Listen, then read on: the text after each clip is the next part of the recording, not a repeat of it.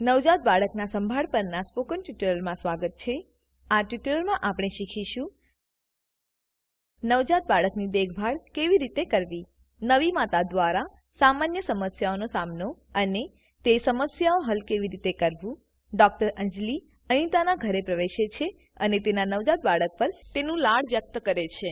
Doctor અંજલિ એ નોંધ લે છે કે અનિતા એ તેના બાળકને ખોટી પદ્ધતિથી પકડ્યું છે. તે અનિતાને કહે છે બાળકને લેતા વખતે કાળજી રાખવી. ડોક્ટર અંજલિ બતાવે છે કે બાળકના માથાને કેવી રીતે આધાર આપવો અને ઝુલાવવું જ્યારે બાળકને ઉપર ઉચકતા વખતે અથવા જ્યારે તેને નીચે મૂકો છો. ડોક્ટર અનિતાને સલાહ આપે છે ક્યારે પણ બાળકને જેવું તેવું પકડવું નહીં. અનિતા ડોક્ટરને કહે છે કે આ તમામ માટે તે નવી છે અને તેના નવજાત બાળકની સારી રીતે કાળજી લેવાની તેને સલાહ માટે પૂછે છે. ડોક્ટર અંજલિ ખુશીથી સંમત થાય છે. તે પ્રથમ અને અગ્રણી મહત્વનું નિર્દેશન છે કે સાબુ અથવા કોલસા રાખ સાથે તમારા હાથ ધોવા નવજાત બાળકોને પકડવા પહેલા. નાના બાળકોની મજબૂત પ્રતિકારક શક્તિ હજુ સુધી બની નથી હોતી, તેથી તેઓ ચેપ માટે સંવેદનશીલ હોય છે. અનિતા ડોક્ટરને પૂછે છે કે મને મારા બાળકને કેટલી વાર ખવડાવવું જોઈએ. ડોક્ટર અનિતાને કહે છે કે એક નવજાત બાળક દર 2 થી 3 કલાક ખાવા આપવું જરૂરી છે.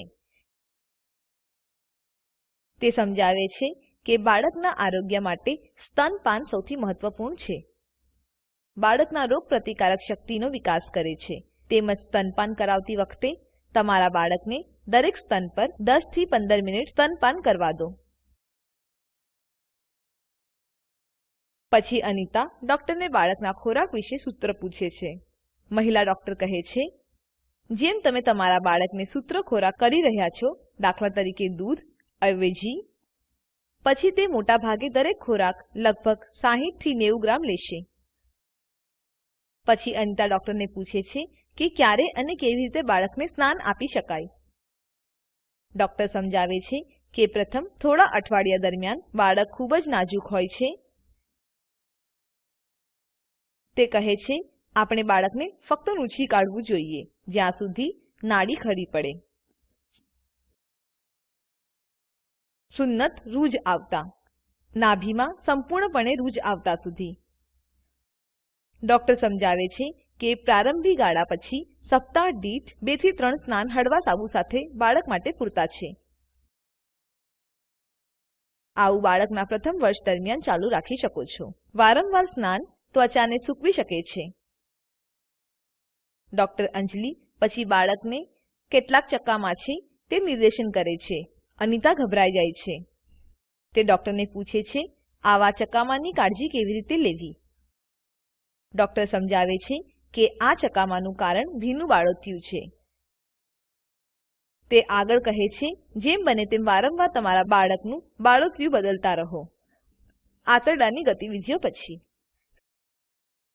સાધારણ સાબુ અને પાણી સાથે વિસ્તાર સાફ કર્યા પછી નૂછો અને સૂકવો. પછી ભેજ રહિત રાખવા માટે તેના પર બાળકોનો પાવડર લગાડો.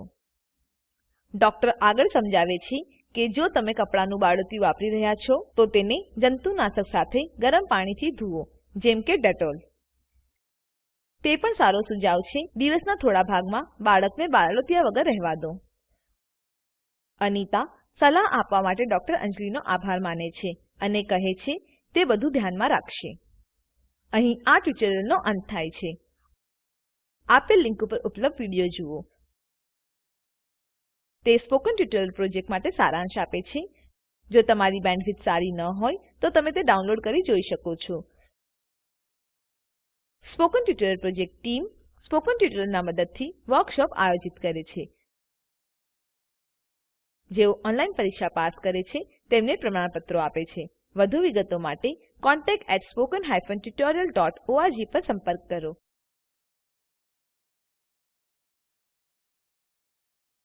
Spoken tutorial project A talk to a teacher પ્રોજેક્ટનો એક ભાગ છે જે આઇસીટી એમએચઆરડી ભારત સરકાર દ્વારા શિક્ષણ પર નેશનલ મિશન દ્વારા આધારભૂત છે. આ મિશન વિશે વધુ માહિતી આપેલ લિંક ઉપર ઉપલબ્ધ છે. spoken-tutorial.org/nmeict-intro